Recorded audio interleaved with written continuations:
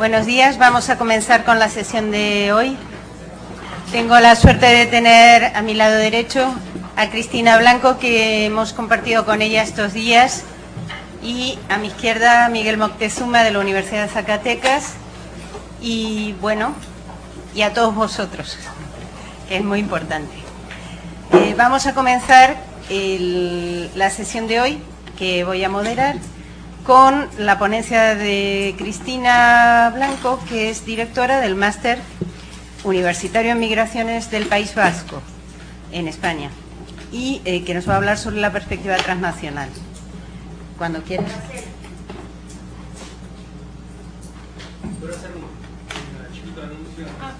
Perdón, anuncios publicitarios del día. Por favor, las personas que se van al tour maquilero, que se junten conmigo en la pausa, que se vayan a almorzar. ¿Okay? Personas para el tour maquilero para mañana. Gracias.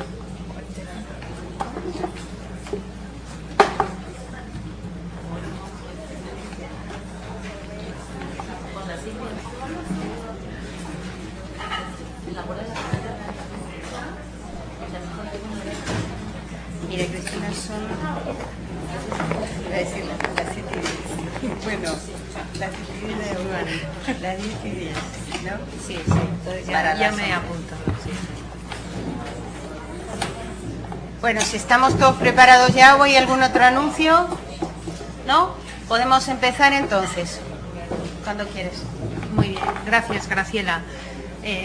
Buenos días a todos y a todas, y bueno, reitero mis agradecimientos que ya mencioné el lunes en la inauguración de este taller, que a mí personalmente me parece maravilloso y una estupendísima idea, y pues vuelvo a agradecer, como no, a los organizadores, y en especial quiero agradecer a Maru, que me ha cursado la invitación para participar en este encuentro, que, como digo y no dejaré de decir, me parece verdaderamente interesante compartir con todos vosotros, gente de muchos países, de muchos lugares del mundo, compartir algunos aspectos sobre la relación entre migraciones y desarrollo. Bueno, dicho esto, voy a iniciar la presentación y bueno, quiero comentaros que tengo dos objetivos principales con esta presentación. Primero, ubicar lo que es la perspectiva transnacional, y aquí voy a aprovechar pues mi ubicación, en el sentido de que estoy en esta primera semana, y que bueno, puedo hablar desde una perspectiva introductoria de dos temas que a mí me interesan mucho, y entre los cuales quiero establecer una conexión, como es el transnacionalismo y el desarrollo o co-desarrollo.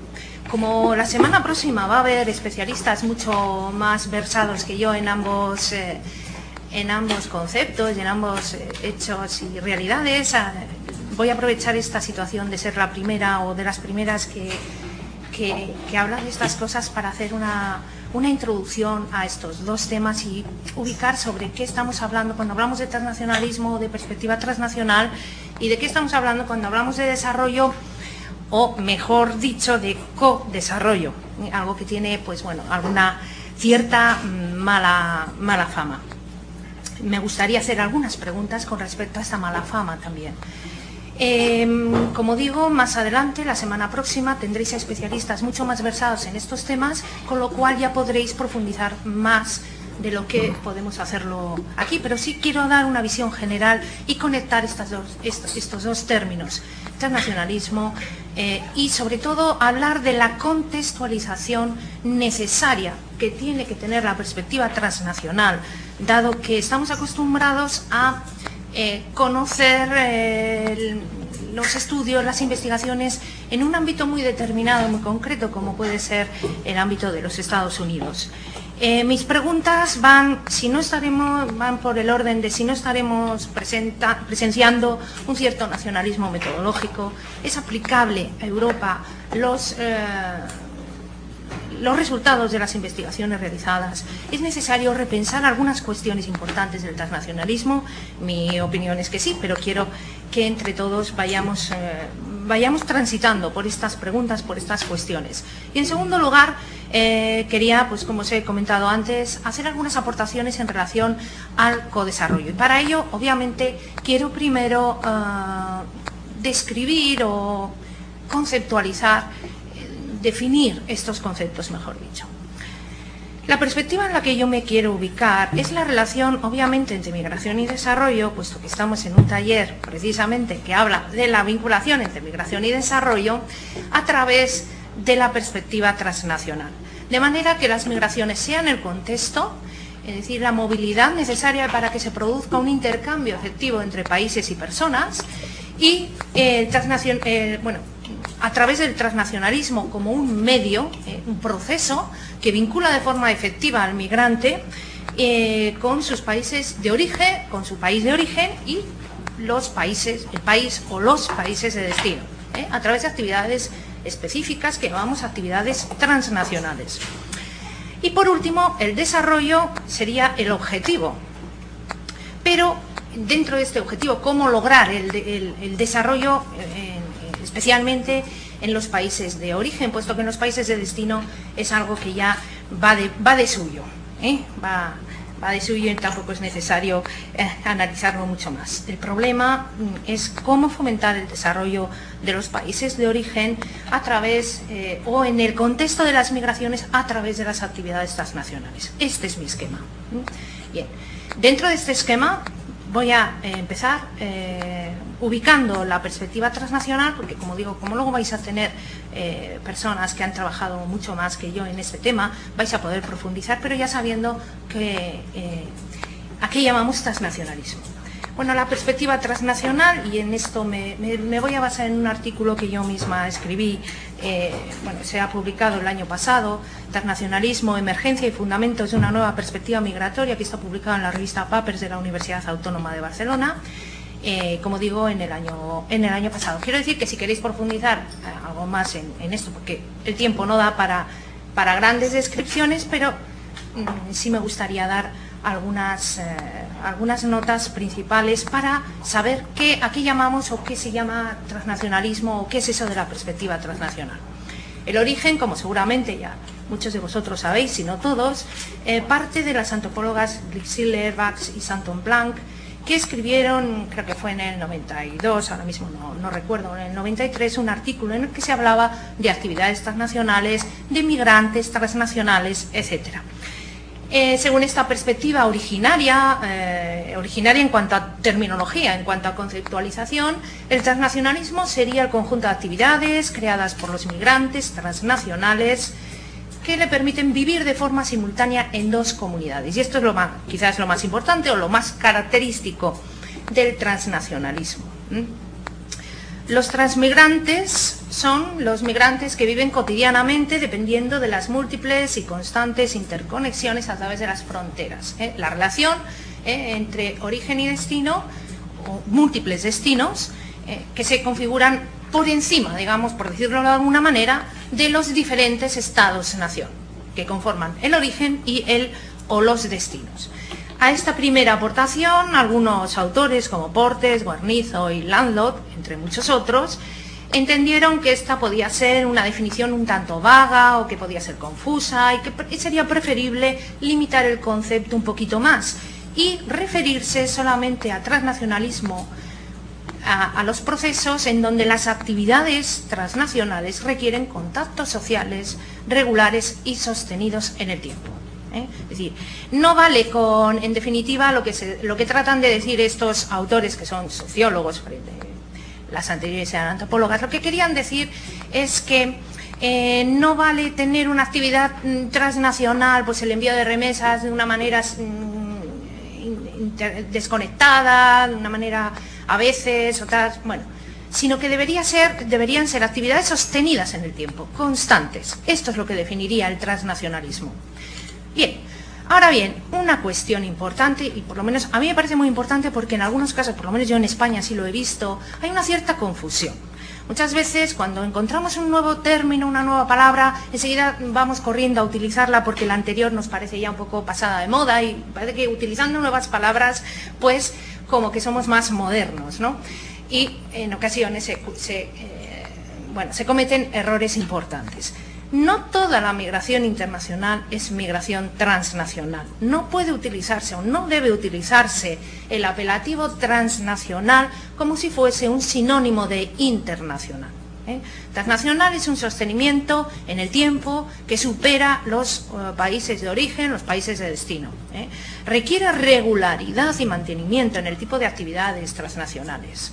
La migración internacional es sencillamente el paso, en principio el paso de un país a otro, el paso de fronteras nacionales. Y una vez el migrante puede haber realizado ese paso, puede ubicarse en la sociedad de destino y vivir ahí ya de por vida. Eso es una migración internacional, pero no necesariamente es transnacional, si el migrante no tiene relaciones constantes y sostenidas en el tiempo con su país de origen. Por tanto, sería migración internacional, pero no sería migración transnacional.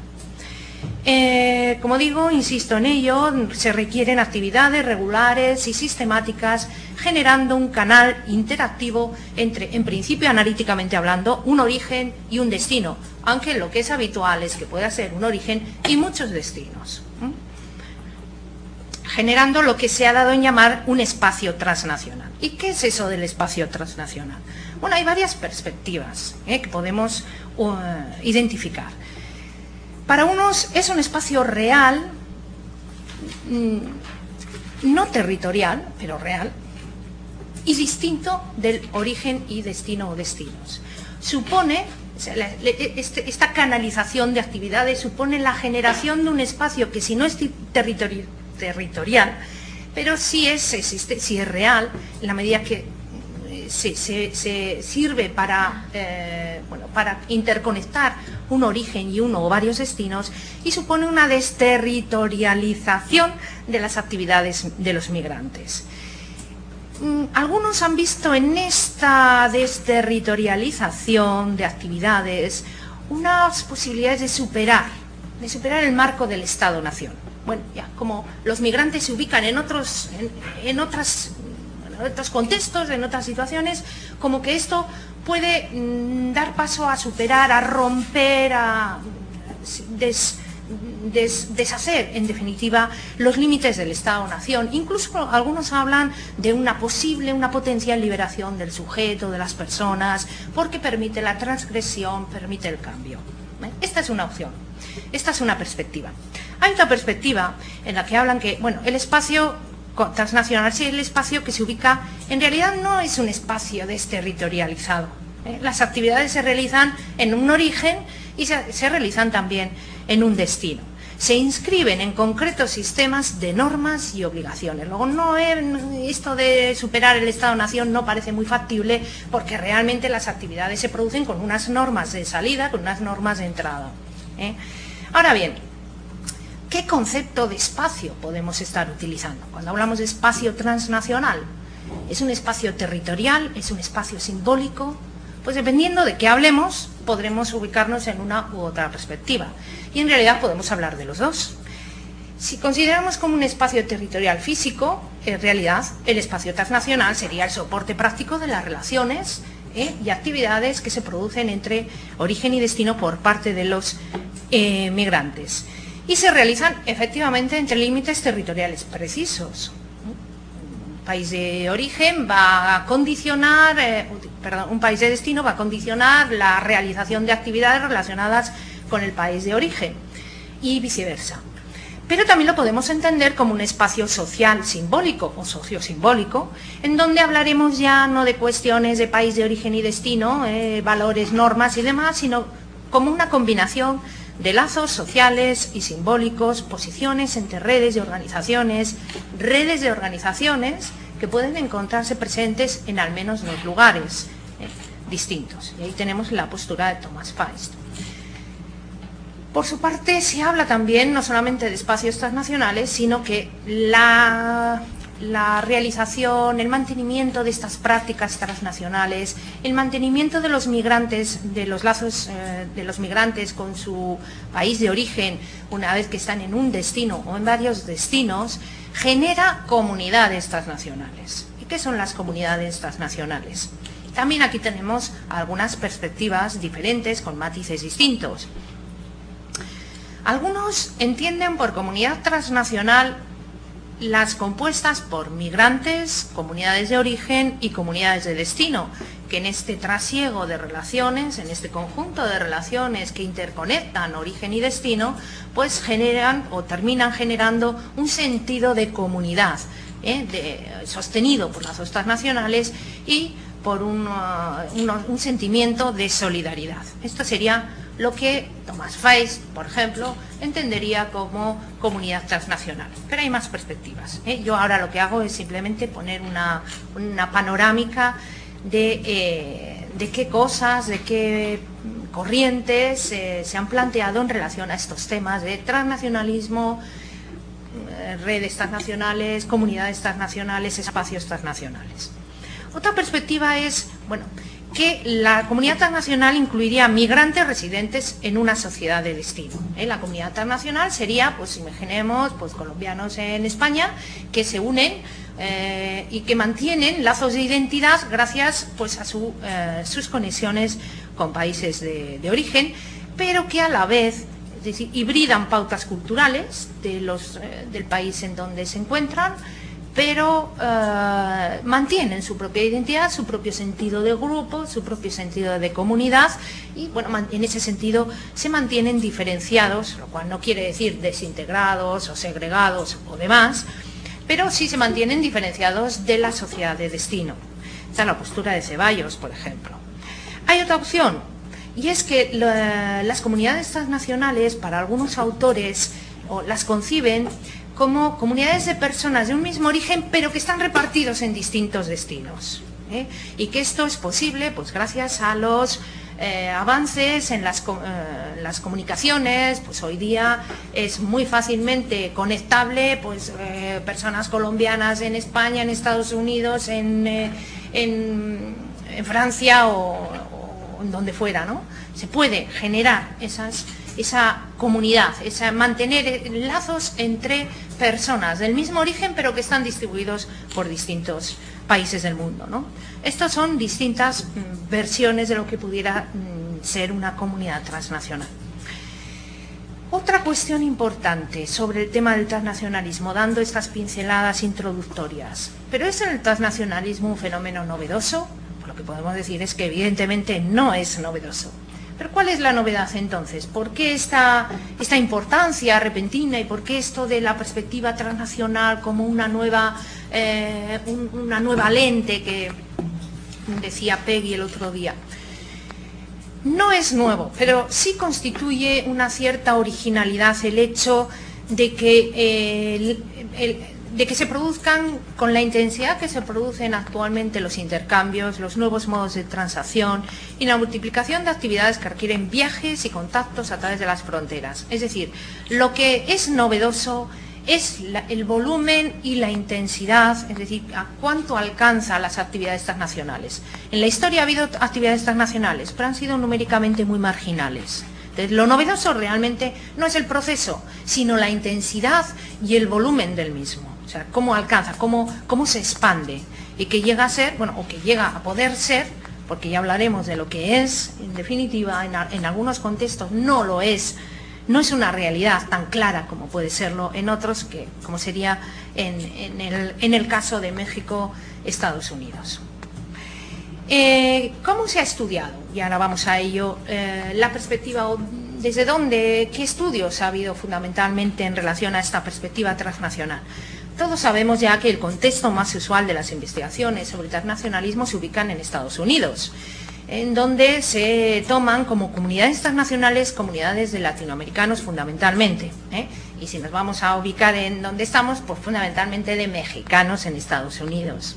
La estrategia de investigación más frecuente es la de determinar las características del fenómeno, más que sus consecuencias o implicaciones, cosa que me parece muy importante. Es necesario ir más allá de detectar, de recolectar actividades transnacionales, ¿eh? Es necesario ver, creo que es hora ya de preguntarse por las implicaciones que tienen, pero no solamente en origen, que hablaríamos de desarrollo, la potencialidad de las actividades transnacionales sobre el país de origen, sería a través, la consecuencia o la implicación más importante sería el desarrollo o la potencialidad de desarrollo.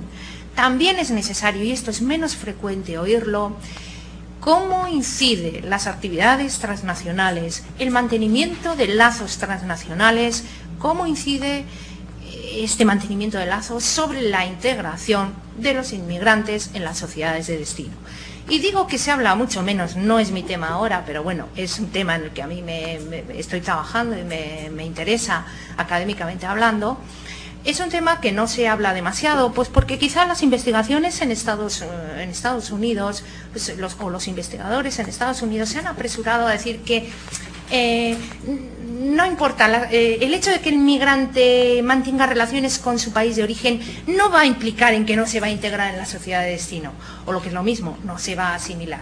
Entonces, se han apresurado estos investigadores a decir que efectivamente las actividades transnacionales no son incompatibles con la asimilación, cosa que yo tengo mis dudas, ¿eh? Pero bueno, eso es un tema, aparte de que algo hablaré, pero no demasiado. Se utilizan metodologías cuantitativas, y también metodologías cualitativas y etnográficas. ¿Y en Europa? ¿Qué pasa en Europa con esta perspectiva transnacional? Pues la verdad es que el número de investigaciones es mucho más limitado, está en estado incipiente, está la utilización de esta perspectiva, porque evidentemente ahí preocupa bastante más temas de integración. Está centrada en el concepto de Estado-Nación. En Europa esto preocupa mucho. El principal interés es la incidencia del transnacionalismo en la formación de comunidades étnicas que puedan erosionar los límites del Estado-Nación y su identidad, y sobre todo, y esto sí que no lo vemos en el contexto en el que nos encontramos, es importante la centralidad de la religión musulmana, concretamente.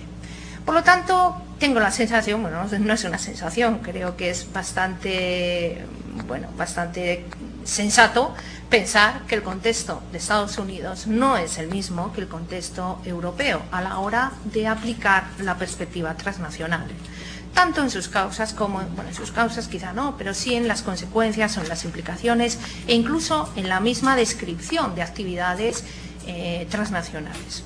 ¿Por qué? Pues por la diversidad de las sociedades de destino. Europa, es decir, se dice en una palabra, pero en realidad son muchos países, son muy diversos, y es que dentro de cada país hay una variedad impresionante de identidades, de comunidades autóctonas. Entonces, bueno, esto choca un poco con una visión de Estados Unidos pues como más homogénea, como sociedad receptora. Por la diversidad de comunidades migrantes, estamos hablando en Europa de una migración, y puedo hablar simplemente de España. En España la migración es muy diversa, las comunidades de inmigrantes son muy diversas, tenemos inmigración subsahariana, inmigración magrebí, por supuesto, latinoamericanos, pero latinoamericanos, andinos, no andinos, en fin. Hay una inmigración, asiáticos, chinos, pakistaníes, es decir, la inmigración es muy diversa, las comunidades son muy diversas, quiero decir. Por la centralidad de los aspectos culturales e identitarios, por la diversidad, y esto también es muy importante, de entender al sujeto en comunidad, cómo una persona se convierte en miembro de una sociedad, se convierte en miembro de una comunidad, de un país, cuando se es ciudadano, cuando no se es ciudadano. En Europa hay diversidad de consideraciones en este sentido. No todos los países europeos conciben a la persona en comunidad de la misma manera, ni se basan en los mismos criterios de pertenencia. Por lo tanto, estamos hablando de una diversidad, como digo, importante. El transnacionalismo como concepto en Europa se identifica con nacionalismo transnacional. Esto parece un juego de palabras, pero en realidad no es tan juego de palabras. Si desde un punto de vista académico, tal y como nosotros lo conocemos, el transnacionalismo son las actividades que conectan al migrante con su sociedad de origen, etcétera, etcétera, en Europa la idea de la palabra nacionalismo unido a trans es muy importante. Es de una centralidad muy notable, lo del nacionalismo, ¿no? Sobre todo porque lo identificamos, o el miedo mayor está en la religión musulmana. Entonces se identifica mucho, la palabra transnacionalismo va muy asociada con la superación de fronteras del nacionalismo religioso musulmán. Vamos a ver algunos ejemplos. Pues tenemos aquí recogido algunos, pues la Universidad de Erasmus de Rotterdam ahora tiene un programa sobre inmigración y internacionalismo en Europa y bueno, probablemente no veis ahí, pero habla de los musulmanes, de los emigrantes musulmanes en Europa, de los inmigrantes en Europa y la preocupación que esto genera. El título del segundo, Islam y transnacionalismo, es bastante evidente. Un libro, por ejemplo, libros publicados, no lo veréis bien, pero pone uno, Islam en la Unión Europea, transnacionalismo, juventud y la guerra terrorista. Bueno, en definitiva, se une transnacionalismo con religión musulmana, el Islam transnacional, en fin. Que utilizar la palabra transnacionalismo tiene una connotación nacionalista que quizá en otros contextos pues no la tiene o no las quiere.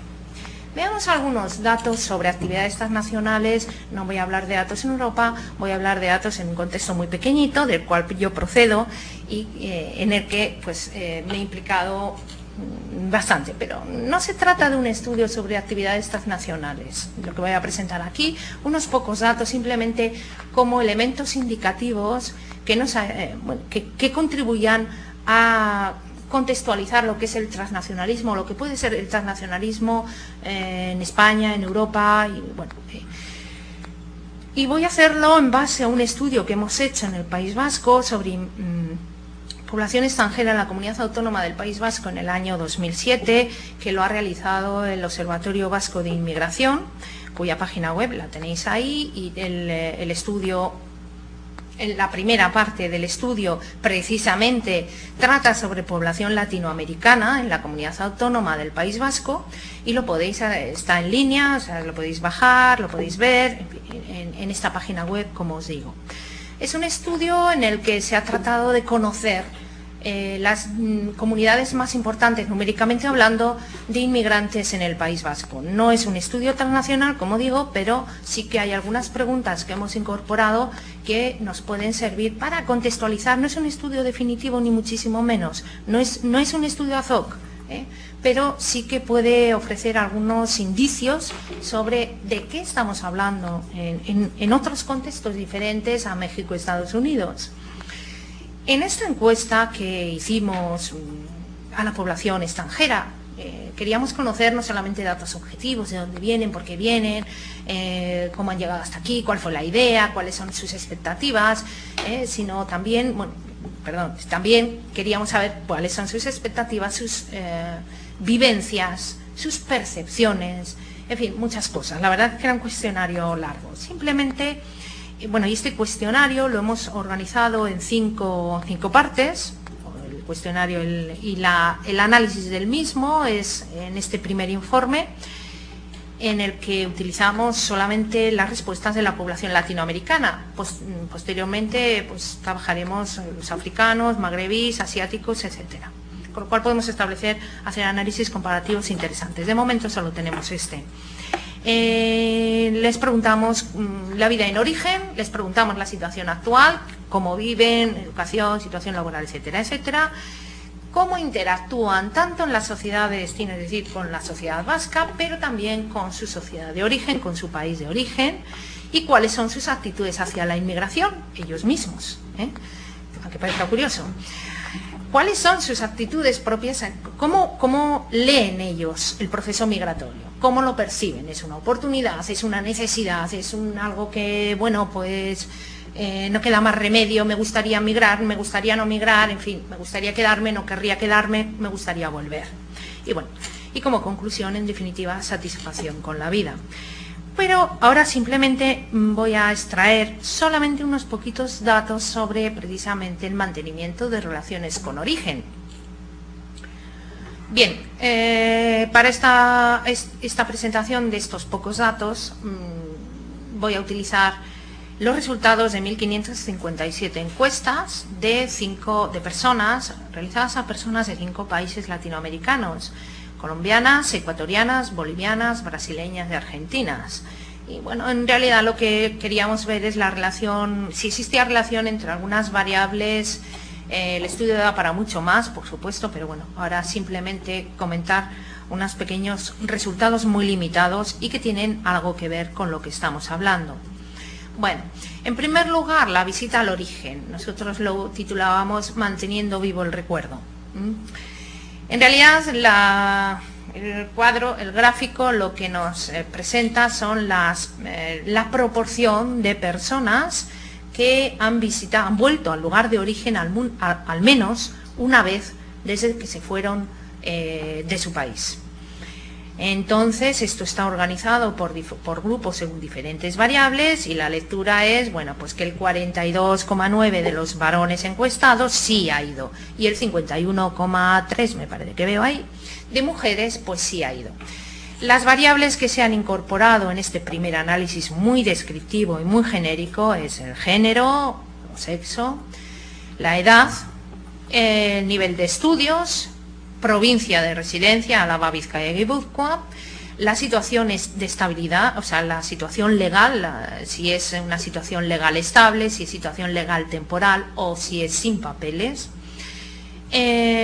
Procedencia, país de procedencia, los 5 países, el tiempo de residencia, menos de 2 años, entre 2 y 6 años y más de 6 años, el motivo de la emigración por necesidades económicas, que lo diferenciamos de mejora económica, familiares, estímulo personal, otros, y ese no y sí que está al final es el deseo de retorno. ¿Quiere volver? No.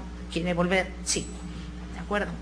Bueno, estos son los resultados que ahora mismo tampoco se trata de analizar en profundidad, pero sí que podemos ver, no tengo aquí el total, pero bueno, que tampoco hay que hay mucha diferencia por variables según se esté en una situación o en otra. La situación legal es importante, el tiempo de residencia es importante, la nacionalidad es importante, porque genera muchas diferencias por grupos, pero en general hay poca gente, en general, en término medio, ha vuelto a su país de origen al menos una vez. Relaciones transnacionales, contactos con los que se quedaron. Bueno, podemos ver que de las 1.500 y pico, el 96%, casi la totalidad de las personas encuestadas tiene relación con su familia, obviamente. Un poquito menos tiene relación con sus amigos, bastante menos, un 66%. Los medios utilizados sobre este total, la mayoría, en el caso de la familia, es el teléfono, muy por detrás el correo electrónico, o sea, todo el mundo se comunica por teléfono. En el caso de los amigos y compatriotas habíamos incorporado otros medios de comunicación de uso, como son los medios de comunicación de masas, la prensa, la radio, la televisión.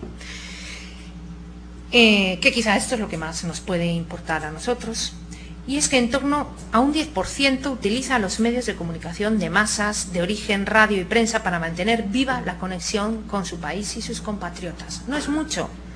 Bueno, estamos con una inmigración, todo hay que decirlo, que aparece como importante a partir de 2001 en el País Vasco. O sea que estamos hablando de una inmigración muy reciente, aunque con una evolución muy progresiva.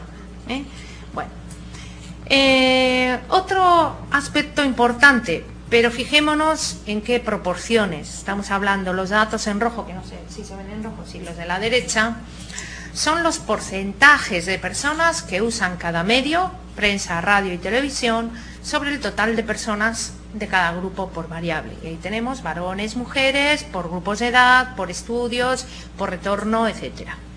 Bueno, una cosa que me parece importante. Bueno, primero, que es muy poco la relación que los inmigrantes latinoamericanos de estas nacionalidades mantienen con sus comunidades, con sus países de origen, a través de los medios de comunicación, es muy escasa.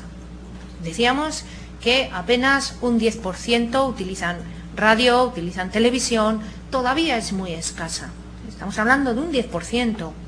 Y cuando incorporamos variables y desagregamos por variables, pues nos encontramos con que en algunos casos es un 3%, un 4%, un 5%.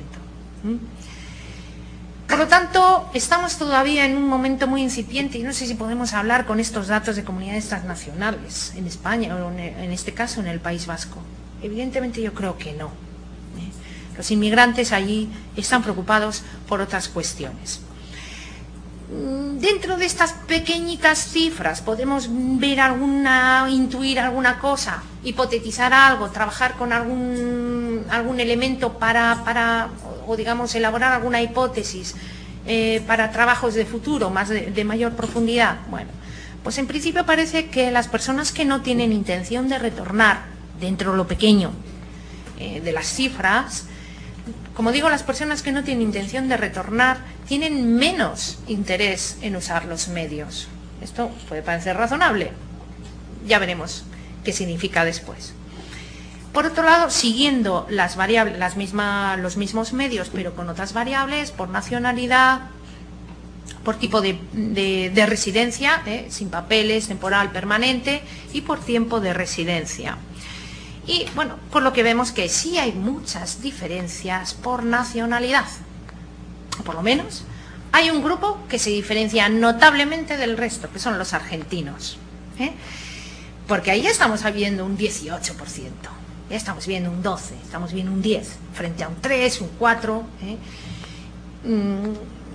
Es cuestión de tiempo de residencia, no son los argentinos ni los que más tiempo de residencia llevan, ni los que menos tiempo de residencia llevan. Luego podemos hablar de características o peculiaridades culturales de los grupos de inmigrantes. Yo creo que sí.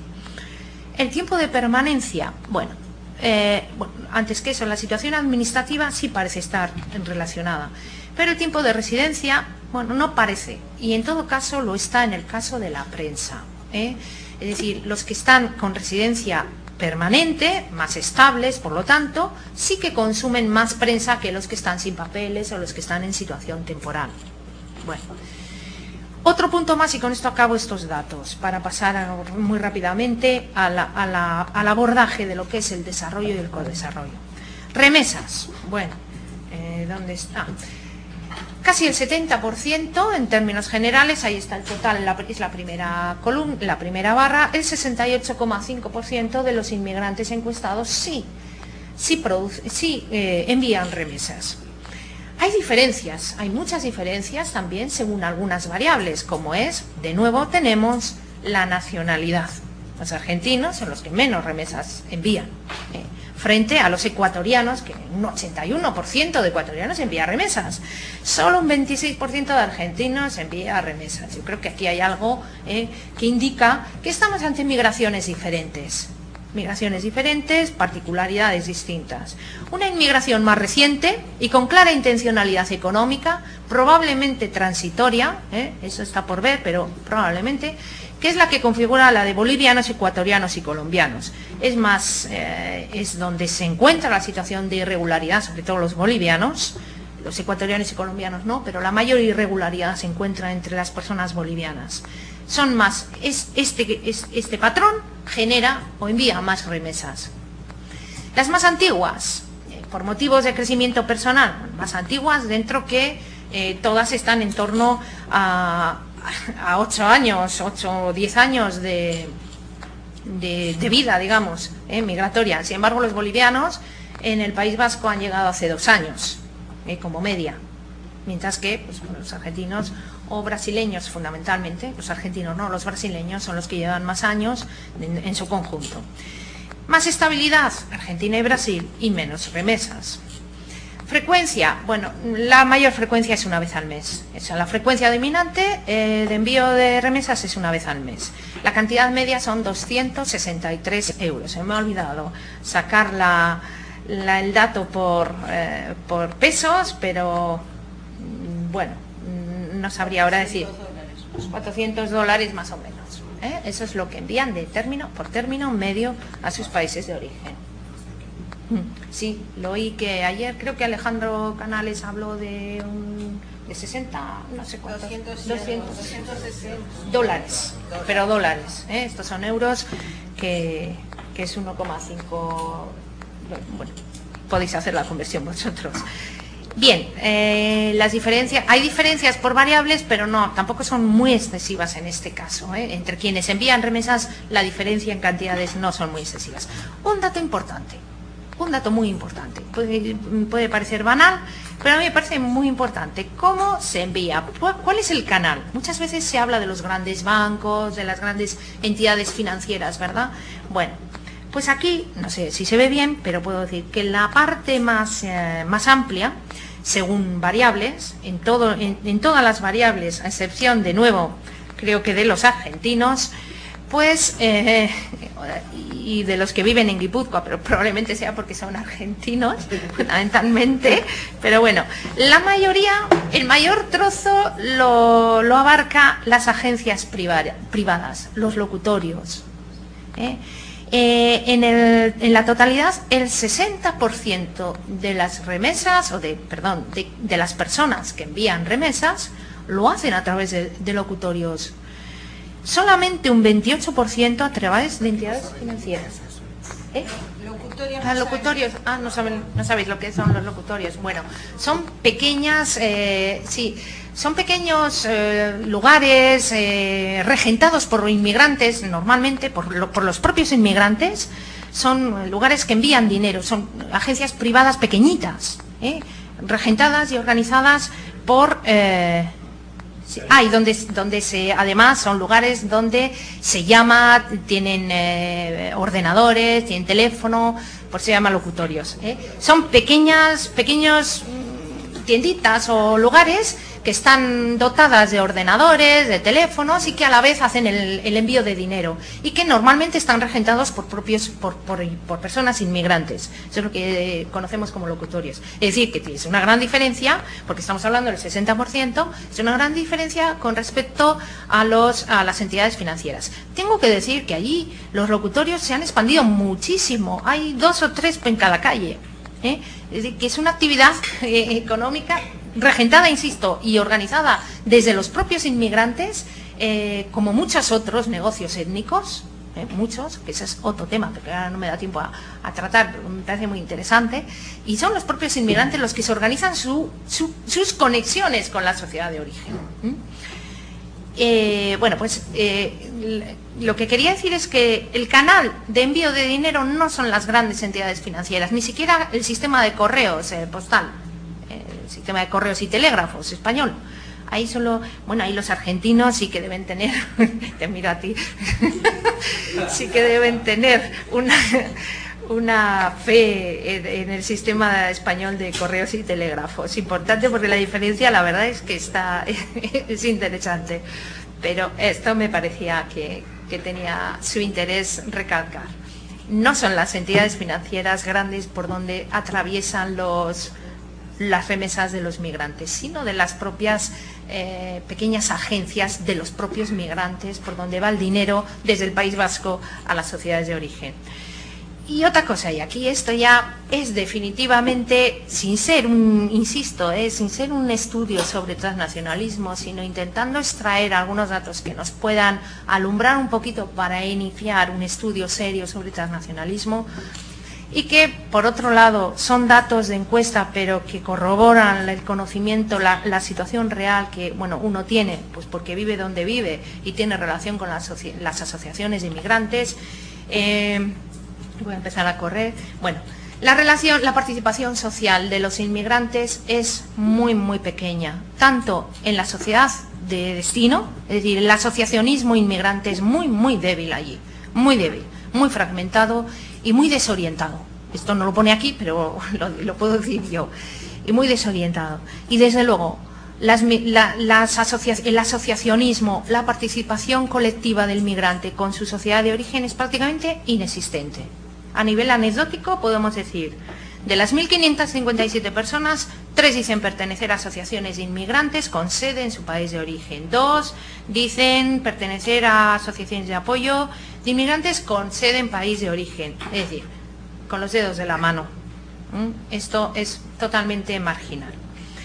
Bien, comparando esta situación con la descrita en los estudios, por ejemplo, en los estudios de porte sobre hispanos en Estados Unidos, pues vemos que hay diferencias. La posible explicación es que la inmigración en el País Vasco es muy reciente. Bien, y por lo tanto, al ser muy reciente, todavía no les ha dado a los inmigrantes tiempo de posicionarse en la sociedad receptora y empezar a pensar en colaborar con los pueblos de origen. Puede ser verdad. Sin embargo, hay algunos indicios que nos dicen que las cosas de momento no van por ahí, ¿eh? Es decir, que a más tiempo de residencia no necesariamente hay más actividades transnacionales. De todos modos, voy a pasar un poco rápido, tenemos que esperar un tiempo todavía. Otros aspectos a tener en cuenta, la integración. Bueno, de esto, como no es un tema que igual que os pueda importar mucho, creo que voy a pasar, si acaso lo hablamos posteriormente. Los modelos de integración, como decía al principio, las sociedades de destino son mucho más variadas, tienen identificadas maneras diferentes de pertenencia, de ciudadanía, etcétera. De modo que tenemos modelos identificados e identificables de integración muy diferentes entre sí. Podemos hablar de asimilación, sí, podemos hablar de separación, podemos hablar de multiculturalismo, actualmente hablamos de interculturalismo, etcétera. Es un panorama mucho más complejo, me da la sensación, que en otros contextos norteamericanos. Bien, reflexiones finales con respecto a esto, ya las he comentado. Que veo el paso del tiempo. No, ya me queda muy poquito, creo que son 3 o 4 transparencias. Bien, hemos visto un poco ya qué vamos a entender por transnacionalismo, algunos de lo no muy detallado, obviamente, porque vais a tener mucho tiempo para hablar de esto con Patricia Landlot, en fin, con Guarnizo creo que estará también, entonces vais a tener tiempo de debatir mucho eso. Simplemente quería presentar las líneas generales de lo que es el transnacionalismo y preguntarme, yo lo que quiero es preguntarme si no es necesario, bueno, tengo la respuesta, pero bueno, si no es necesario contextualizar los estudios transnacionales y no simplemente exportar las experiencias que se han producido en Estados Unidos, con todo lo bueno que es conocer experiencias ajenas, pero creo que hay motivos más que suficientes para pensar que es necesario contextualizar y que probablemente las implicaciones de las actividades transnacionales no sean las mismas en Europa que en Estados Unidos. ¿Y qué tiene que ver todo esto con el desarrollo? Bueno, la idea principal de esta presentación era vincular migración y desarrollo a través del contexto del transnacionalismo, a través de la conexión de los migrantes con sus países de origen. Bien, y esto lo podemos hacer a través del codesarrollo. ¿Qué es eso del desarrollo? Ayer se hablaba Alejandro Canales de por qué los migrantes tienen que ser los que desarrollen sus países de origen, efectivamente, después de haber sido expulsados por él, ¿no? En definitiva. Claro que sí, es una pregunta pertinente y la respuesta creo que es evidente. Sin embargo, vamos a hacer algunas preguntas y me gustaría, y además quiero lanzaros a vosotros estas preguntas sobre el codesarrollo. Aquí tengo unos. Bien. En principio, la idea, como os decía, es vincular el desarrollo en el país de origen, aunque también tendríamos que hablar de integración. Y la integración en el país de destino, aunque también tendríamos que hablar de desarrollo. Pero bueno, de momento la principal conexión que en este momento me interesa resaltar es cómo en el entorno de movilidad humana y a través de las actividades transnacionales se puede potenciar el desarrollo de los países de origen. Esa es la pregunta. Algunos contestan, pues que a través del co-desarrollo. Pero el codesarrollo, ¿qué es eso? Tiene muy mala fama. Concepto ambiguo, mal definido, impreciso y además añado con mala fama, insisto. Bueno, los que sabéis algo de ecodesarrollo ya sabéis que fue Sami Naïr quien acuñó, o que a quien se le atribuye el acuñamiento de este término, y lo entendía como una propuesta para integrar a inmigración y desarrollo de forma que todos los elementos implicados se beneficiasen de las migraciones, de los flujos migratorios. Defensores de esta postura. Bueno, pues afirman que este modelo potencia la colaboración mutua entre origen y destino a través de los migrantes, de manera que se puede superar el concepto, la manera tradicional de cooperación a desarrollo que para muchos ha sido otra forma de colonialismo. Es cómo desarrollo desde el país de los países ricos o los países desarrollados hacia los países menos desarrollados. Esto, como digo, bien sabéis, se ha interpretado en muchos casos, y supongo que con muy buenas razones, como un nuevo colonialismo en definitiva, ¿no? ¿Quién va a decidir lo que es bueno para el país de destino, para los países menos desarrollados? Bueno, pues había una manera, a través de los propios migrantes, que al ser conocedores de su propia cultura, obviamente, pues pudiesen precisar mejor o fomentar un desarrollo más autóctono, más de características más autóctonas y no tan extranjero o de características extrañas. Los detractores de este concepto de desarrollo, de codesarrollo, involucrando a los migrantes en el desarrollo de sus países de origen, esa es la diferencia entre el tradicional cooperación al desarrollo, pretenden ver en el codesarrollo una práctica estratégica de los países receptores de migrantes para deshacerse de los inmigrantes, favoreciendo su retorno al origen. Esta es la principal crítica que se hace al codesarrollo. Ya, es que eso sí, muy bien, pero claro, lo que ustedes quieren es quitarse a los inmigrantes, ¿no? Bien, yo tengo algunas preguntas que os traslado a vosotros también.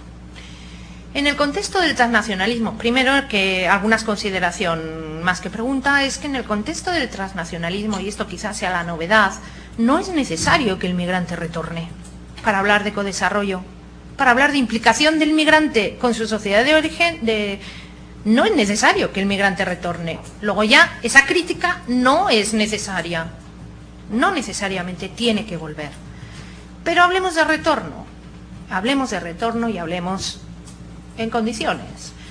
En todo caso, mi pregunta, ¿por qué es concebido como algo negativo? ¿Por qué? Siempre y cuando sea voluntario, claro. ¿Por qué es mejor, esas son mis preguntas, asentarse definitivamente en un país ajeno que volver al propio país, a la comunidad o al pueblo, en que las personas tienen sus raíces, su cultura, sus conexiones, su familia? ¿Por qué es mejor asentarse definitivamente en otro país? ¿Qué lo hace mejor? Como idea, como idea. Otra cosa es lo que quiera el migrante, por supuesto. Que tiene un proyecto de asentamiento definitivo, excelente, fomentemos su integración, etcétera, etcétera. Pero puede no quererlo. Es que allí trabajamos con presunciones erróneas también, con la idea de que el migrante, con la idea de que el migrante quiere ir allí, con lo cual es una visión bastante etnocéntrica, dicho sea de paso, pero bueno, desde el país receptor nos quieren venir aquí porque, claro, esto es estupendo y además no se quieren volver. Bueno, ¿por qué esa visión es mejor? Pregunto. ¿Por qué? Nunca he tenido respuesta. A lo mejor vosotros me ayudáis. ¿No es más adecuado calibrar las condiciones de la residencia en uno u otro lugar, más que hablar de modos, tiempos de residencia descontextualizados?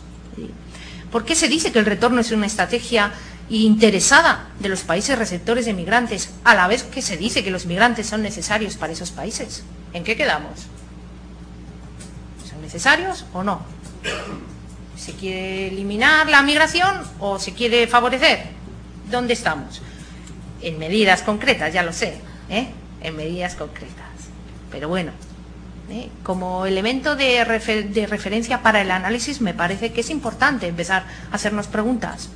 En todo caso, aun cuando sea una estrategia interesada para los países receptores, esto necesariamente la convierte en una realidad negativa para los inmigrantes. Es decir, como les beneficia a los otros, a mí no lo quiero, ¿no? Es decir, pensemos, que son preguntas, insisto, para la reflexión. Y por último, hablar de implicación de los migrantes en el desarrollo de sus países de origen no implica necesariamente, por otro lado, primero, no implica que haya retorno. Segundo, aunque haya retorno, bueno, es que vamos a ver qué de negativo hay para el propio migrante. Vamos a preguntarle. Y tercero, no es necesario que sea, y no sería lógico ni justo, que sea el único que participe en el desarrollo, el único agente que participe en el desarrollo, por supuesto que no, de su propio país. Es necesario implicar a más actores en este proceso, primero porque efectivamente si no las remesas, que tanto hablamos de ellas, efectivamente ni son productivas ni a lo mejor no tienen por qué serlo, pero bueno, desde luego si no hay un contexto adecuado, pues no se va a poder hacer nada, más allá de mejorar una carretera o una iglesia en el pueblo. Y por último, y esto ya es mi última transparencia, bueno, ¿cómo percibo yo, cómo veo yo el codesarrollo, aparte de una actividad voluntaria, por supuesto? Lo veo como una implicación de distintos agentes, entre los cuales claro que están los migrantes. Yo me parece que es mejor que haya inmigrantes participando en la cooperación al desarrollo, que no se dé una cooperación al desarrollo extraña, ajena, impuesta, en definitiva. Es decir, de alguna manera tiene que colaborar el país que colabora al desarrollo con el país, por otro lado, el país que se va a desarrollar, pero también hay agentes de sociedad civil que deben estar implicados en ese desarrollo. Y ahí los migrantes tienen una situación privilegiada. Si lo quieren, no como algo obligado, pero sí como potencialidad. Iniciativa, por lo tanto, privada de los migrantes a través de las remesas, pero no solamente las remesas, y esto es importante, y ahí estaría ubicado el concepto de remesa social de Peggy Levy. También la participación política, la incorporación de nuevas maneras de hacer, no solamente dinero. Iniciativa pública de los gobiernos de origen. Esto es imprescindible, esto es imprescindible. Es necesario hacer un buen contexto, establecer un contexto apropiado de infraestructuras, de políticas, de desarrollo. ¿Qué hay de eso en los países de origen? Una pregunta también que nos podemos hacer.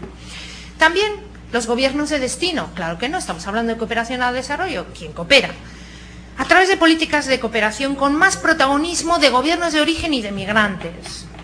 Y políticas de inmigración orientadas también a los intereses del país de origen. Y por último, para no utilizar más tiempo, otras iniciativas privadas, cualquiera viene bien, tanto empresariales de origen como empresariales de destino.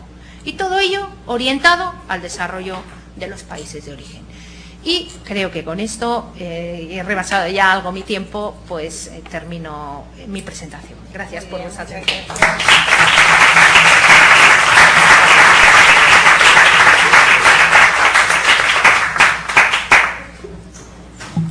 Bueno, como es costumbre ya, iniciemos el turno de preguntas, que las vamos a coger agrupadas, de a 4 o 5, ¿vale, Maika?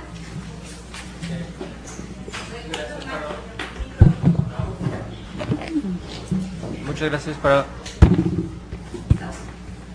gracias para la ponencia, muy interesante. Yo tengo 3 preguntas. La primera es que como un geógrafo me agradece mucho que los otros están usando por fin el espacio como un criterio para analizar todo eso, ¿no? Pero yo creo que la teoría de espacio no es muy adecuada en el sentido que cómo se usa escala en la teoría de espacio es que todavía no rompe con el dogmatismo del espacio fijo, ¿no? De escalas fijas, como escala global, escala local, escala regional, todo eso. Y yo creo que hay que problematizar un poco eso en el senso que, por ejemplo, cómo viven las personas en su vida normal, es que construyen y usan todas las escalas al mismo tiempo, quizás. Por ejemplo, se unen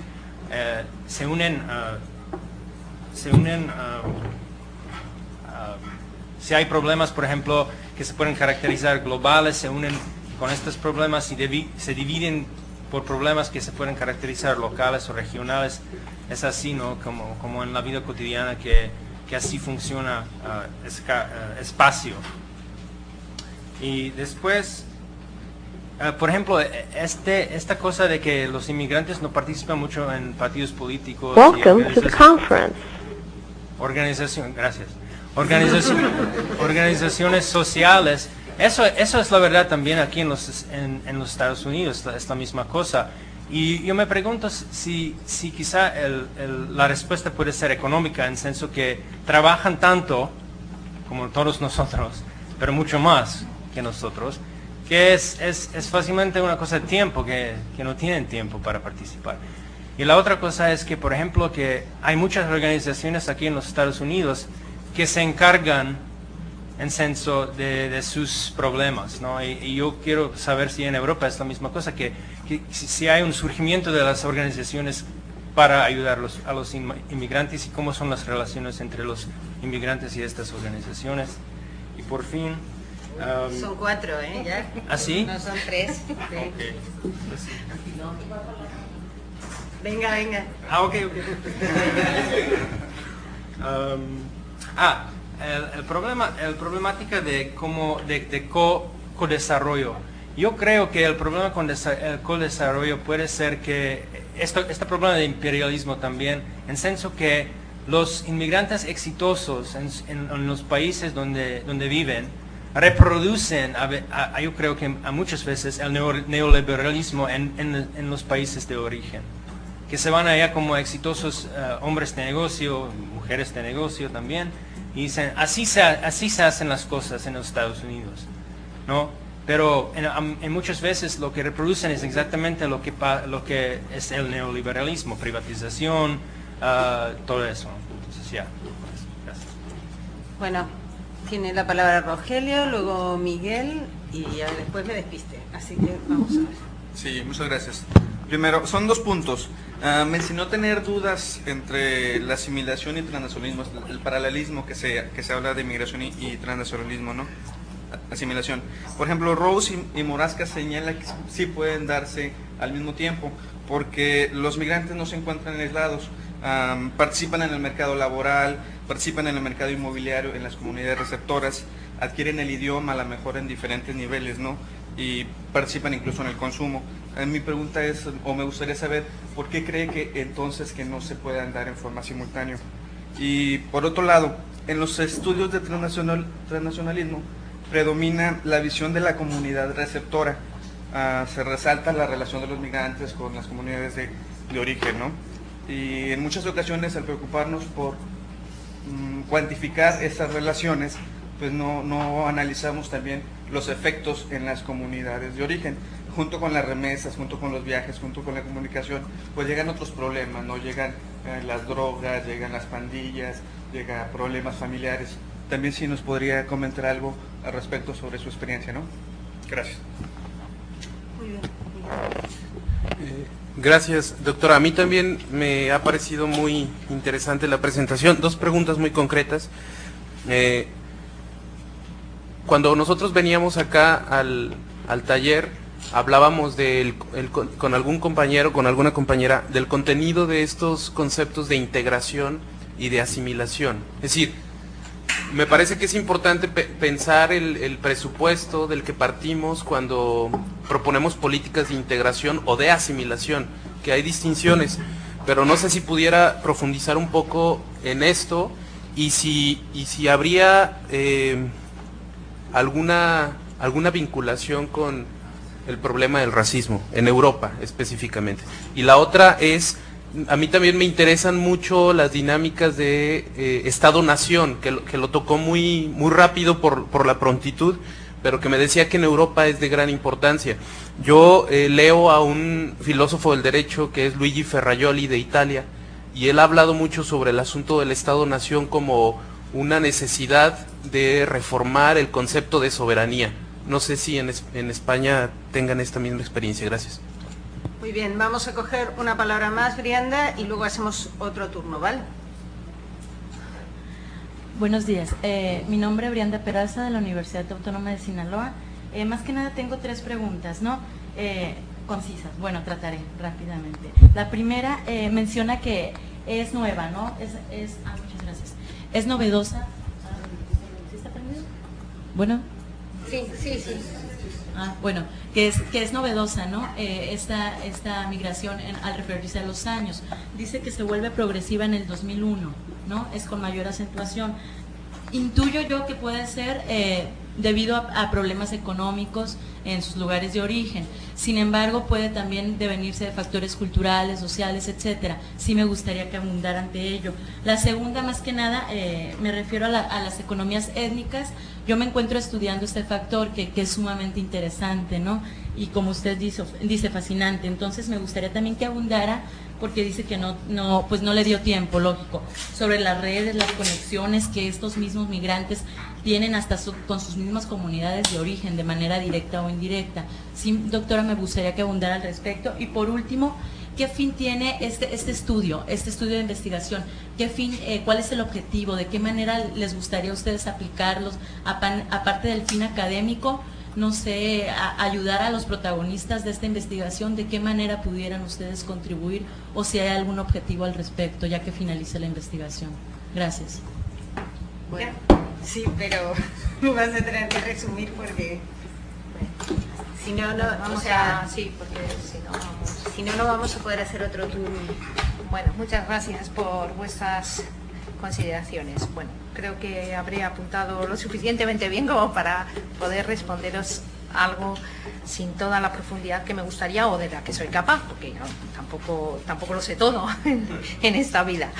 Bien, Michal, hablabas de espacio, es es necesario utilizar el espacio, cómo viven los migrantes estos espacios. Yo creo que esto hay que trabajar mucho sobre esto porque efectivamente está poco trabajado, es muy escaso las investigaciones que transitan por ahí. Yo, de hecho, yo no hago investigaciones en este sentido, pero me parece que es importante conocer.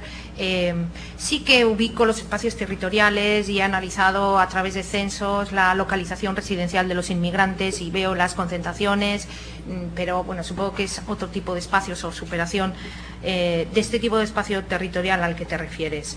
Sobre la no participación política, efectivamente, según los estudios de Portes en Estados Unidos, los inmigrantes creo que eran mexicanos. Según las últimas investigaciones, sí había participación política, no mucha, pero sí había participación de los migrantes en actividades políticas, tanto en destino como en origen. Desde luego allí hay muy poquito. Pero sí que se va viendo que, por ejemplo, en otros lugares como Madrid o Cataluña, en donde la inmigración tiene algo más de tiempo, en el País Vasco estamos hablando de, bueno, igual conecto algunas preguntas con otras. En el País Vasco la inmigración en relación a otras partes de España es más tardía, ligeramente más tardía y mucho menor. Estamos hablando de un 4%. 4% de inmigración en el País Vasco, de inmigración extranjera, frente a un 10% a nivel de conjunto de Estado español. O sea que hay diferencia importante. Hay diferencia no solamente en eso, sino también en el origen. El principal grupo o los principales grupos de inmigrantes en el País Vasco son latinoamericanos, colombianos, ecuatorianos y bolivianos. En España los principales grupos sí son ecuatorianos, colombianos, pero marroquíes también. No sé si es el primero o es el segundo grupo. Y rumanos en los últimos años también. Es decir, hay una inmigración muy diferente y además por espacios también muy diferenciada, por pueblos. O sea, hay pueblos en el País Vasco en donde la mayoría de inmigrantes son rumanos. Y unos kilómetros más allá la mayoría de inmigrantes son senegaleses, que están, por circunstancias, por nichos de carácter laboral, los senegaleses trabajan en el sector pesquero, trabajan de pescadores, porque ya la población autóctona vasca ya no quiere pescar, solo son patrones. Entonces, los que van en el barco a pescar son senegaleses, en un pueblo, en unos pueblos auténticamente nacionalistas, con euskera, solo se habla euskera, vasco, y ahí están los senegaleses, ¿no? Bueno, hay insertos, que son particularidades muy concretas, y creo que el tema del espacio, tanto territorial como otro tipo de espacio, verdaderamente tiene que ser analizado. Hay las organizaciones de ayuda. Bueno, decías que no tenían tiempo para participar. Yo creo que eso es verdad, que efectivamente en un primer momento quizá los inmigrantes tienen que asentarse, pero que con el paso del tiempo ya empiezan a tener tiempo libre, y probablemente yo lo que veo que en Madrid, Cataluña, hay mayor participación que en el País Vasco. Puede ser por ese paso de tiempo, por esa ubicación primera, que luego ya, bueno, se puede tener tiempo, o se puede encontrar tiempo. Las organizaciones de ayuda, sí es verdad, es que ese es otro factor importante, a mi juicio, de la debilidad de las asociaciones de los propios migrantes. Y es que un fortísimo movimiento social, cívico, de colaboración, de ayuda a inmigrantes extranjeros en España. Y reproducido perfectamente, incluso en mayor medida o con mayor fuerza en el País Vasco, porque es una sociedad pues muy politizada, muy de lucha, en fin. Entonces, pues las asociaciones de apoyo a inmigrantes son numerosas y muy fuertes, mucho más fuertes que las asociaciones de inmigrantes. Y mi pregunta o no sé cómo llamarlo, más que pregunta es, verdaderamente este apoyo no está procurando una minorización, no obstaculiza, el desarrollo de las asociaciones de inmigrantes. Yo creo que los que se tienen que asociar, los que tienen su voz, son los migrantes. No tenemos por qué hablar. Los migrantes saben hablar, saben defenderse, yo creo que debemos dejarles paso. Entonces, yo no estoy muy... las asociaciones de apoyo tienen su lugar, tienen su porqué, pero yo creo que debemos dar un poquito más de paso a los propios migrantes, pero eso es mi opinión personal, no bienvenida, como puedes imaginarte. Los migrantes reproducen el neoliberalismo, sí, por eso muchos migrantes, por eso son migrantes también. No solo, es muy tópico ya decir que no emigran los más pobres, ¿verdad? Emigran los que pueden emigrar y los que tienen una consideración de la vida de progreso, de un determinado progreso. Pero bueno, yo ahí no me voy a meter más. Rogelio, eras tú, bien. Transnacionalismo, si es posible. Asimilación, si es posible. Y ahí voy a conectar con Miguel sobre los modelos, políticas de integración. Claro que es posible la asimilación, pero es más posible si los lazos con la sociedad de origen se rompen. Simplemente a nivel analítico, o sea, por cierto sentido común. Es más, lo cual no quiere decir que no pueda haber asimilación cuando los lazos se mantienen, pero por cierto sentido común parece más claro que si uno rompe los lazos con su país de origen, parece más claro que uno puede asimilarse a una sociedad nueva en la que ya ha decidido vivir, y además si el asentamiento es definitivo, pues mucho más, claro, porque vas a vivir en otro lugar y quieres integrarte bien, y esa integración se identifica en este contexto como asimilación, pero no en otros contextos. En Europa no, por lo menos en España, voy a hablar de España que lo conozco más concretamente, ahí no se habla de asimilación y que a nadie se le ocurra. Que a nadie se le ocurra hablar de asimilación. Vamos, lo fusilan directamente. Sí, es verdad. Es prohibido, es tabú. No se puede hablar de asimilación. Otra cosa es que haya o no políticas asimilacionistas, pero bueno, ya hablamos a nivel discursivo por un lado y a nivel activo por el otro y a nivel de políticas por otro. Pero desde luego el concepto, el término de asimilación queda absolutamente descartado. Bien, eso respondiendo un poco a Miguel, ¿no? ¿Qué modelos? Pues evidentemente si la asimilación no se puede ni identificar, vamos. Allí hablamos de pluralismo cultural, Entonces, claro que se puede dar la asimilación, pero si es que el propio contexto receptor ya no quiere saber nada de ese término, porque entiende, o se entiende desde la sociedad receptora, en este caso España o País Vasco, se entiende, y todas las políticas están orientadas a eso discursivamente, o por lo menos en el plan de acción, en la definición de conceptos, se define la integración como una relación bilateral, no unilateral. Con lo cual, estamos hablando de una integración en donde no todo el camino lo tiene que recorrer el migrante, por lo menos en teoría y en el discurso oficial. Entonces ya estamos hablando pues de otros modelos. Se entiende que el inmigrante tiene derecho a su cultura, no renunciar a ella si quiere, etcétera. Y si quiere renunciar, pues bien, y si no, pues también. Entonces las políticas están orientadas, en principio, insisto, los planes estratégicos, el plan estratégico actual que hay en España a nivel estatal de ciudadanía e integración, define la integración como un proceso bidireccional. Uno de los principios fundamentales que lo sustentan pues es la bidireccionalidad, la interculturalidad, que ya ni siquiera el multiculturalismo, es que no estamos ni en el multiculturalismo, estamos en el interculturalismo. ¿Cuál es la diferencia? Bueno, pues la diferencia reside en que las políticas multiculturales abundan y profundizan en las diferencias, trabajan sobre las diferencias de los distintos grupos. Entonces, bajo la idea de que, primero, que la diversidad es buena porque es un derecho de los migrantes a mantener su cultura, y segundo, porque es un valor positivo de las sociedades modernas. Las sociedades modernas son diversas, no son monolíticas. Bajo esos dos principios, ¿cómo se gestiona esa diversidad? Pues a través de las políticas multiculturales, abundando y profundizando y dando cancha, digamos, a las diferencias de los distintos grupos, o las políticas interculturales, que es en lo que estamos ahora. ¿Cuáles son?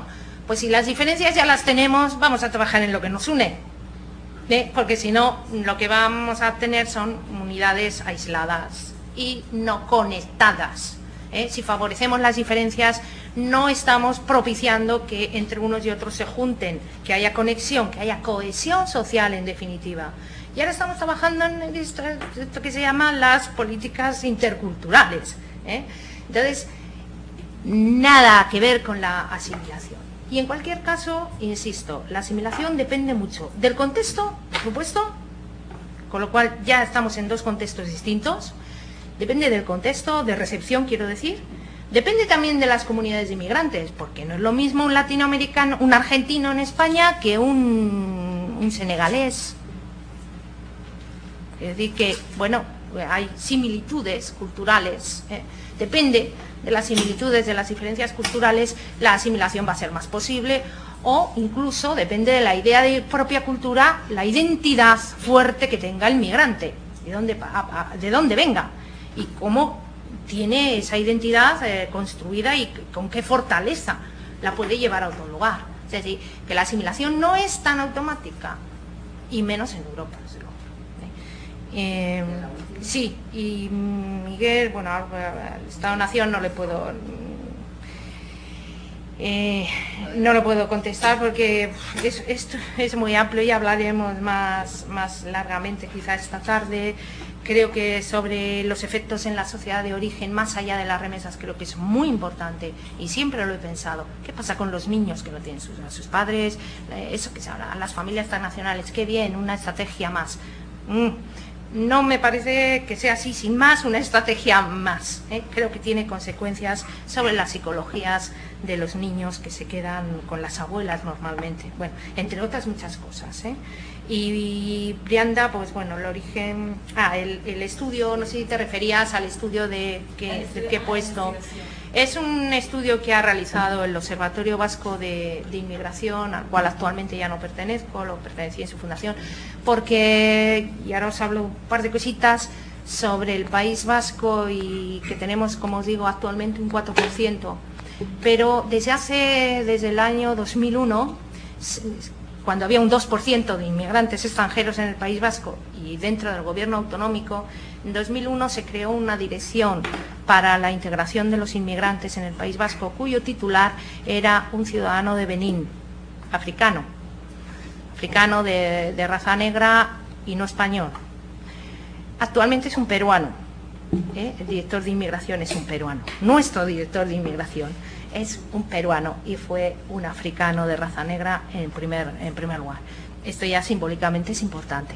No solamente eso, sino que se han creado desde 2001 bastantes estructuras para conseguir la integración y la participación con mayor o menor éxito, Pero estamos hablando de que con un 2% de inmigración en el País Vasco se han creado estructuras como el Foro Social para la Integración de los Inmigrantes, digamos, a copia del Foro Español a nivel estatal. Ya se han difundido mucho este tipo de estructuras por todas las autonomías españolas. Pero en el País Vasco, concretamente, no solamente eso, está el Observatorio Vasco de Inmigración, está Birchen, un centro de iniciativas interculturales para resolución de conflictos, está ELDU, que es un centro de atención a inmigrantes indocumentados, gratuito, centro de atención legal, gratuito, y está una red de acogida de base municipal, en donde los ayuntamientos, las administraciones locales, en donde hay mayor, dentro de estos volúmenes de los que se está hablando, mayor volumen de migrantes, el Gobierno vasco paga la contratación de un técnico en inmigración, se elabora planes locales de integración, y bueno, y hay un sistema de atención social que me parece bastante interesante, universalizable, incluido para aquellos inmigrantes que están indocumentados. Pero bueno, no voy a atender más. Lo que quería decir con este estudio es que es un estudio institucional. En realidad es un estudio que se elaboró, no es un estudio, es una encuesta que se elaboró a iniciativa mía, porque en realidad no se veía la necesidad de preguntar a los inmigrantes qué es lo que pensaban, ni de sí mismos ni de los demás. Sí se hizo previamente una encuesta sobre actitudes de la población vasca hacia la inmigración, eso sí se veía, pero lo que pensaban los inmigrantes no se entendía demasiado bien, pero bueno, conseguimos hacerla. Bueno, luego ya yo me fui de ahí, me llevaba mucho tiempo. Pero en realidad no es un estudio, pues bueno, que se hizo ahí y en principio es para conocer la situación de los inmigrantes y ver las diferencias por orígenes, que yo creo que son muy importantes. No hablamos de inmigrantes, pero en realidad no se puede hablar de inmigrante, hay muchas diferencias. Fines descriptivos, efectivamente, pero los estudios están ahí, los datos los podéis pedir o se pueden pedir de cualquier persona, están ahí para establecer conexiones y hacer un análisis más profundo. Con otros, ¿cómo se llama? Con otros orígenes sí, pero es a nivel descriptivo, ya te digo, de momento. Bueno, a ver, en este momento tenemos 15 minutos para preguntas y respuestas, porque a -4 es el receso. Entonces, yo diría que vamos a coger 4 preguntas muy concretas y que cada persona pregunte una cosa, que no levante la mano como si fueran 8 detrás, ¿vale? Porque si no, a ver, tenemos... A ver, ¿qué hacemos? La otra posibilidad es abordar a Cristina en el receso y no dejarla tomar café. No yo creo. En la tarde, efectivamente, todo esto se puede también canalizar a la tarde. Bueno, habla tú. ¿Cómo era tu nombre? Que no me acuerdo. Javier. Javier. Y luego tú. Sí, ¿vale? Javier Ávila, Universidad Autónoma de Barcelona, doctorado en antropología. Bueno, yo quería, muy interesante la presentación de Cristina y además soy un poco hincha y seguidor de su trabajo, que es así muy inspirador en España y bueno, en fin, es un honor, poder hacerte esta pregunta. Interesante esta distinción para contextualizar transnacionalismo entre España y, entre Europa y Estados Unidos, ¿no? Es cierto esta proliferación de la moda del transnacionalismo que es todo, y yo creo que estamos un poco ahogándonos con el concepto, ¿no? Sin embargo, te quería hacer una consulta. A nivel individual, en el estudio que hemos desarrollado con el equipo que estábamos en Barcelona estudiando dominicanos, argentinos, marroquíes y senegambianos, juntábamos senegaleses y gambianos, encontrábamos que la estructura de sus redes personales en un 90% de los casos era transnacional, a nivel de individuos. Sin embargo, a nivel de asociaciones encontrábamos lo que tú has mencionado, que no había prácticamente ni muy pocas asociaciones que tengan un vínculo con origen. ¿Tú crees que hay una distinción del transnacionalismo a nivel individual y colectivo? Esa es una primera intervención. Ya. Listo. Leticia Hernández de la Universidad de Guadalajara. Doctora, yo me quedé pensando en la última lámina que presentó donde nos mostraba las características o los elementos del codesarrollo. Bueno, yo me preguntaba, en México, en el caso mexicano, bueno, ya tenemos participación de los migrantes, a iniciativa de los migrantes, tenemos también algunas políticas de los gobiernos federal, local, estatal, con los diversos programas que han implementado, con sus asegúnes, por supuesto. Tenemos también participación de la iniciativa privada. Lo que no tenemos son políticas del país de destino, pero bueno, ¿en qué momento nosotros con estos elementos que ya tenemos podemos comenzar a hablar de codesarrollo? O sea, ¿o qué nos falta para hacer de este modelo de codesarrollo algo institucionalizado en México, Estados Unidos? Ya, yo, bueno, pues sí. Luego hablamos. Bueno, Javier, sí, la diferencia entre transnacionalismo individual y colectivo, bueno, el transnacionalismo colectivo requiere quizá requiere más tiempo, más dedicación. Obviamente las redes hay que, supongo que te refieres redes, asociaciones en destino. Es decir, la configuración de esas redes requiere tiempo, que es lo que comentábamos antes, no tienen tiempo, y requieren dinero. Y ahí están lo que puede posibilitar, un poco conectando con tu pregunta, lo que puede posibilitar el codesarrollo, la potenciación de estas... no vale que los inmigrantes se reúnan ahí solos y discutan de... No. Hay que empoderarles, hay que financiar, por lo menos en unos inicios, luego ya veremos. Eso lleva, insisto, tiempo y dinero, con lo cual es más difícil de conseguir. Y bueno, y también requiere que los migrantes se pongan de acuerdo, que tampoco es muy fácil de conseguir. Muchas veces, bueno, yo puedo contar asociaciones de colombianos en el País Vasco que no se pueden ni ver unos y otros, en fin, bueno, esas cosas que pasan, no es habitual y además es lógico que pasen, somos humanos. Bueno, es decir, que mientras haya un asociacionismo basado más en el liderazgo personal, con qué objetivos de crecimiento personal, colectivo hay que aclararse mucho, y eso lo tienen que hacer los migrantes, eso no pueden hacerlo otros, y eso también genera dificultades para crear verdaderas redes transnacionales. Primero, crear asociaciones y luego que esas asociaciones tengan vinculación con origen y con destino, es decir, que favorezcan la participación. No vale con que sea algo folclórico, que es quizá el primer paso, de acuerdo, fiestas muy interculturales, muy en donde se toma cuscús y ya que estamos aquí tortillas, no se trata de eso, hay que ir más allá, ¿vale? Entonces es diferente y es mucho más difícil el transnacionalismo colectivo. Sobre las políticas de ecodesarrollo falta un elemento importante para hablar de ecodesarrollo en todo eso que me configuras tú, y es las políticas de los países de destino. Es decir, si no, estamos hablando de desarrollo del país de origen, que una manera tiene de desarrollarse, pues utilizando, en todo caso, el potencial de sus migrantes. Pero bueno, eso es unas políticas de desarrollo que un país genera en función o utilizando como un recurso más su emigración. Por cierto, es importante este dato también. ¿Cómo se define un país de emigrantes? Un país de emigración, ¿cómo define la inmigración? ¿Es un recurso para el país? ¿Utiliza el Estado, el gobierno, utiliza a sus ciudadanos para irse fuera y que haya remesas? Eso también hay que preguntarse por parte de los países de origen. Pero si queremos hablar de ecodesarrollo, es decir, la conjunción de elementos para... tiene que haber una armonía, una sincronización de políticas, también con los países de destino, donde contribuyan también, que favorezcan que los migrantes generen un potencial productivo importante y que lo puedan transferir a la sociedad. Claro, si pagamos mal, si trabajamos 24 horas y cobramos muy poquito, pues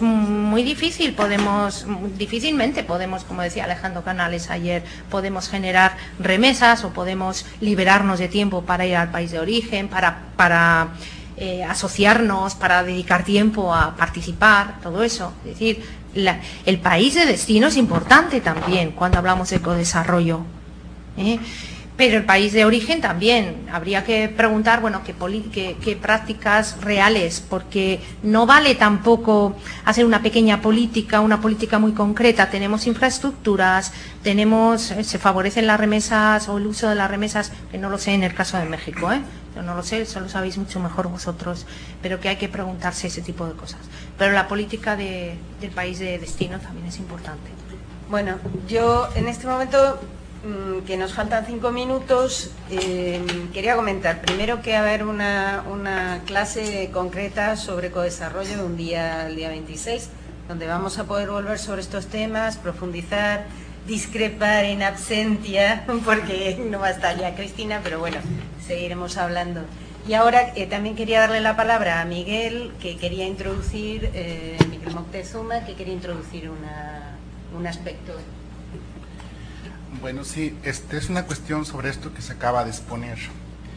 Miren, cuando nosotros nos aferramos a los conceptos que nos da Portes, Guarnizo y Lando, cuando ellos dicen, con el propósito de establecer un área de investigación novedosa, es preferible delimitar el concepto de transnacionalismo a ocupaciones y actividades que requieren de contactos sociales habituales y sostenidos a través de las fronteras nacionales para su ejecución, etcétera, etcétera.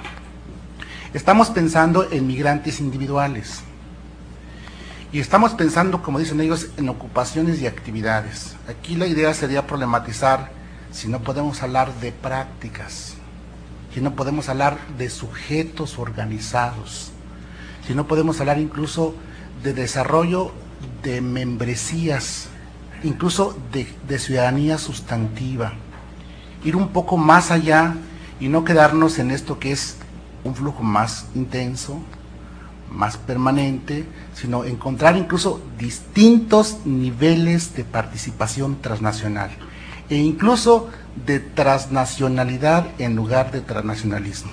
Ese es un comentario muy breve, que solamente lo hago pensando en que en la tarde me den la oportunidad también de participar en este asunto y lo discutamos. Nada más es una muy breve provocación, ¿no?